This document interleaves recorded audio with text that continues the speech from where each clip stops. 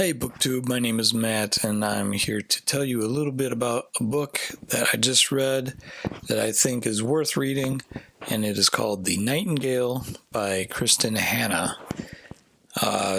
It won the Goodreads Choice Award for Best Historical Fiction in 2015 and was number one on the New York Times bestseller list, so you know that it's good. I'll cut straight to the chase and say that this is probably one of the best books I've read this year, next to Percival Everett's James. This is probably a book that I'll remember for quite a while. It is historical fiction. It follows the story of two sisters living in Nazi-occupied France. One is a very kind of a homebody. She lives with her husband and has a daughter and wants to live just a normal, quiet life, while her younger sister, Isabel, is kind of a rebellious type, and she goes from school to school because she keeps getting kicked out. And these two personalities kind of butt heads. The sisters don't really get along that well, but it takes the war to kind of bring them back together.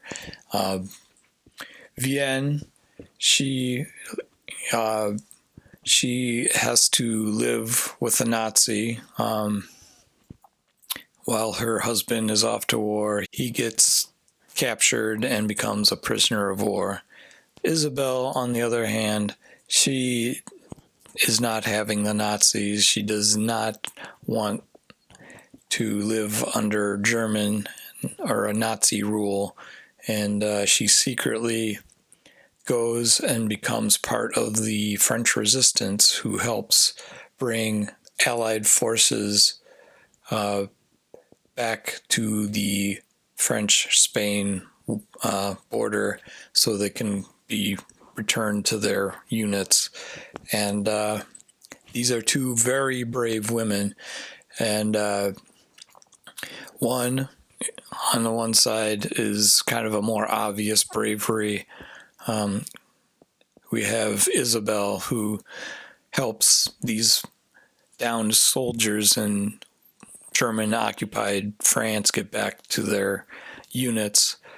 That's more of an obvious bravery. But we also have Vienne, who has to live with a Nazi in the same house as a Nazi, and she has to help her daughter survive in a war-torn country.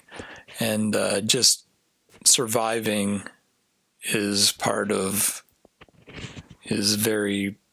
very brave thing as well. And I think this book, pretty much the theme of it is bravery can take many forms. And I love this book. Some may take exception with a Nazi being written as a good person. The Nazi that lives with Vienne is a good person. He is still a Nazi, but he is still human. He has a family, just like Vienne does. And Vienne knows that she shouldn't trust this person, but she does, and he becomes trustworthy. So I didn't take exception with a Nazi being shown as a good person. Some people may not like that. I saw it as being more realistic, but some people may say, oh, Nazi bad automatically. But I like that storyline more than Isabel saving these soldiers. I kind of like the look at the everyday survival of a a person living in a war-torn country. And I don't know, I liked the Vienne story more. And there was also romance in the book, which I never really care for too much. Isabel, she falls in love with one of the people of the resistance, and I don't know. I didn't really care for that part. I thought the love story between Vienne and her husband was more relatable. I related with her story more, maybe partially because I'm older and Vienne was the older sister. Thought it was a very believable book, even though it is historical fiction. I guess it takes from real life accounts of women who helped Allied pilots in Nazi territory. So it's gripping. Like Isabel's story is pretty gripping. There's some parts where you kind of sweat. It's like, oh, how's she gonna get out of this? But yeah, it's got love. It's got action. It's got tense moments, and I don't know. It's just I enjoyed it. The characters are believable. It's written well. The prose is good. She does repeat a little bit, like she keeps on saying that the Paris people are cowed by the Germans. She says that several times in the book, and she keeps bringing up how pretty Isabel is and how it helps her get away with things. But that's a small nitpick, really.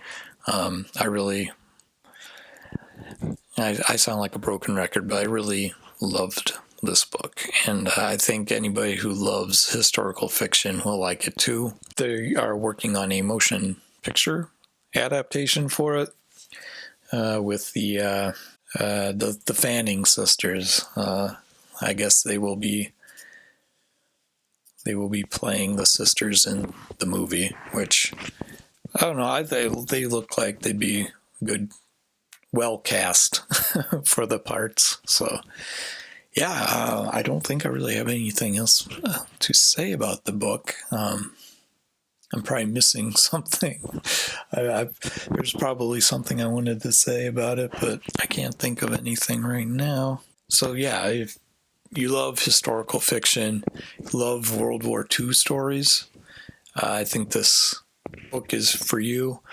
Yeah, I really love it. I don't really want to give ratings to books. This is my first review, and I don't know, I don't really want to even really call it a review. Hopefully you'll pick this up. This probably make it on my 10 best books. Well, for sure it'll make it on my 10 best books of the year. I hopefully will do a video about that. And anyway, I'm rambling, so oh yeah, goodbye. Bye. Peace.